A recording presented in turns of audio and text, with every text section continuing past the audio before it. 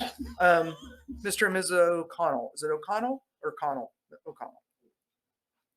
So I'm going to take commissioner privilege and address this, and if anybody else wants to chime in after, you go right ahead. I'm going to move so I can see your mouth. I have a problem here. Okay, I'll try to speak up. Is that a little better? I'm kind of twisting my body around that. So I have some things that I'm going to say that you're probably not going to agree with, but there's going to be some things that you are going to agree with. Okay, so just bear with me when I get through this.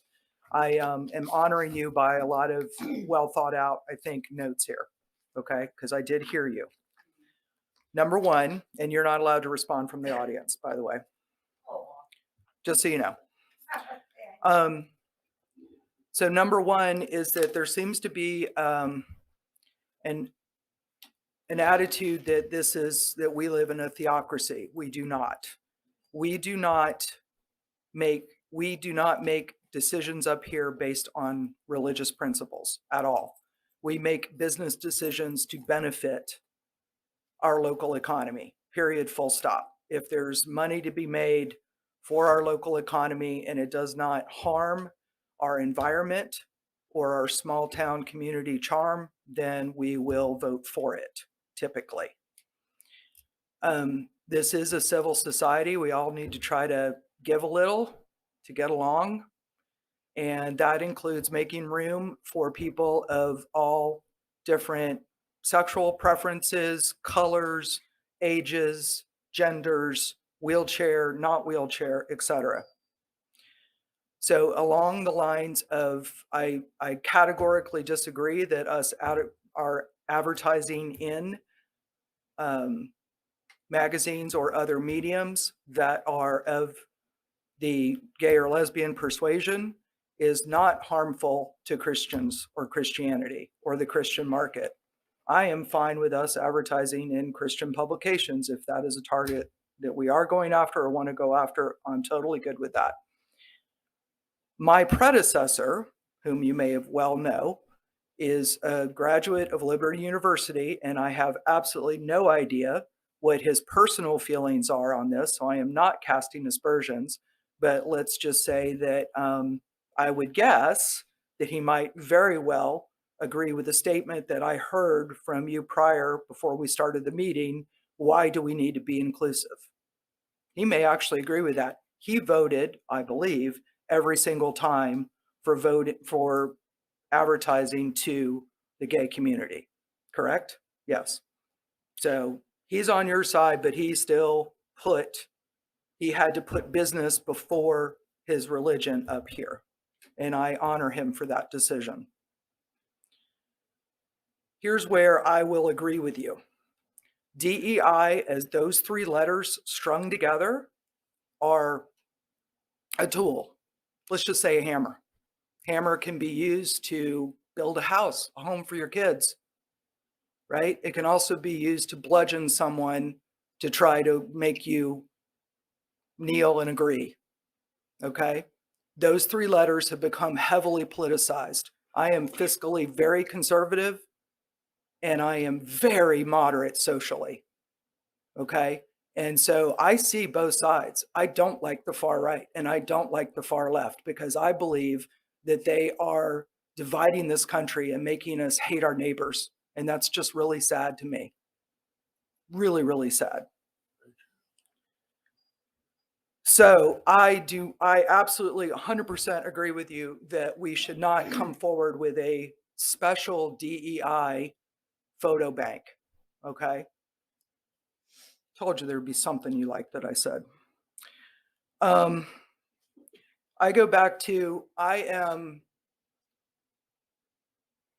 very well aware of what's going on with STEM. I've done a lot of pro bono efforts in the STEM community to try to get females into STEM. So I am a woman, I own a company. I'm not one of those woman-owned companies where the man actually runs the business, but the woman is on there to make it woman-owned to get special dispensation from the government. Drives me crazy. We had one token male. I think we're up to 3 token males. We are all women, pretty much, in my company. And I was an aerospace engineering major, honors at UT Austin before I switched to graduate from the #1 school in the country, if not the world, for advertising, UT Austin.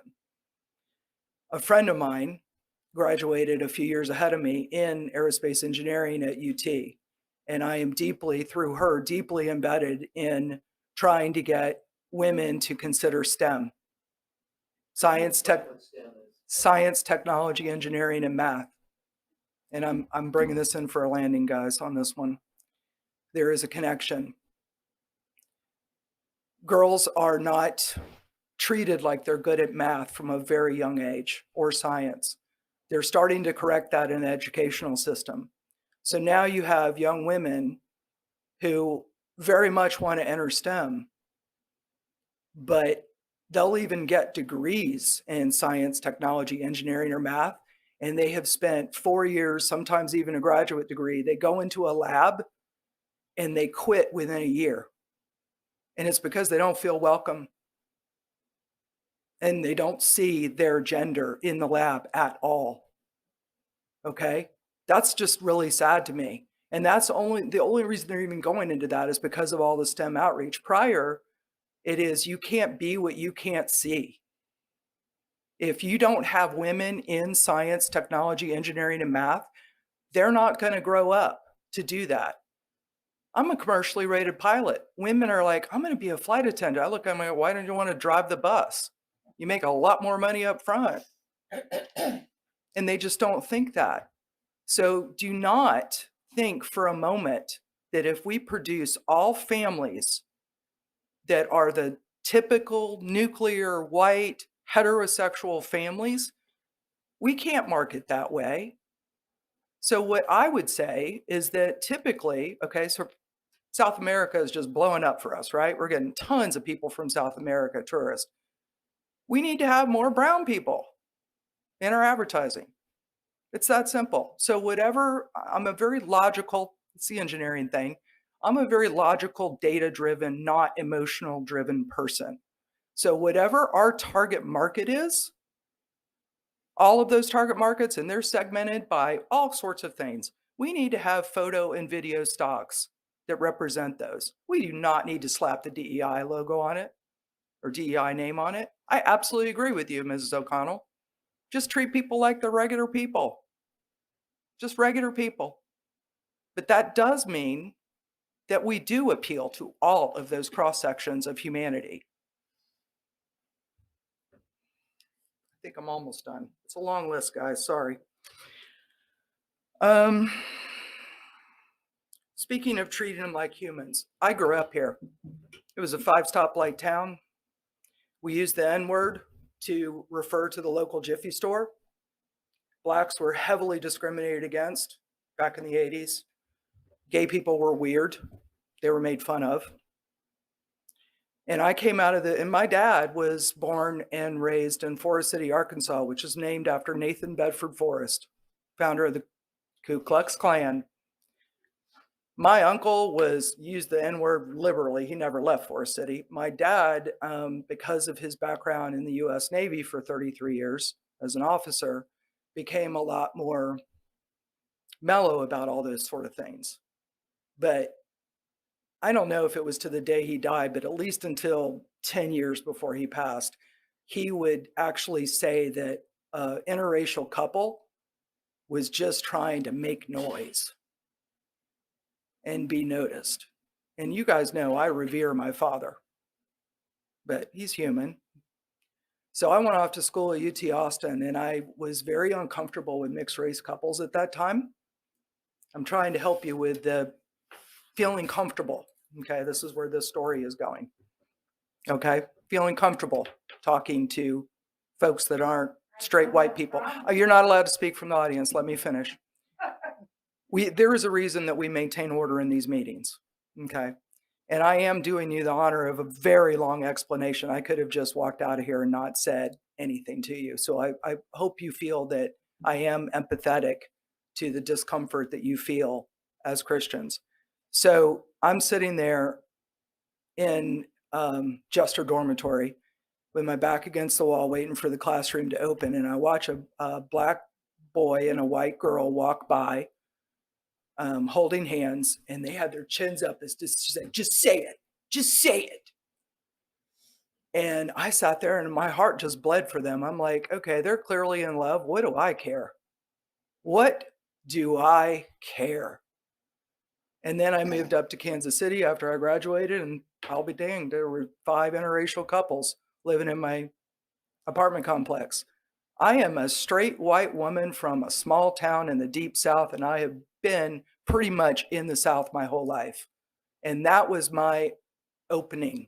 Okay. Then it turns out I found out a few years later my best friend in college is a gay man. And oh, by the way, he's now been married for 40 years, outlasting both of my marriages.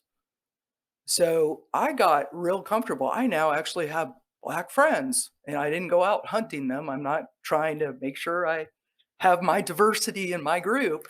I just naturally became friends with some Black folks. I treat them like regular people, and that's all you have to do is just let go.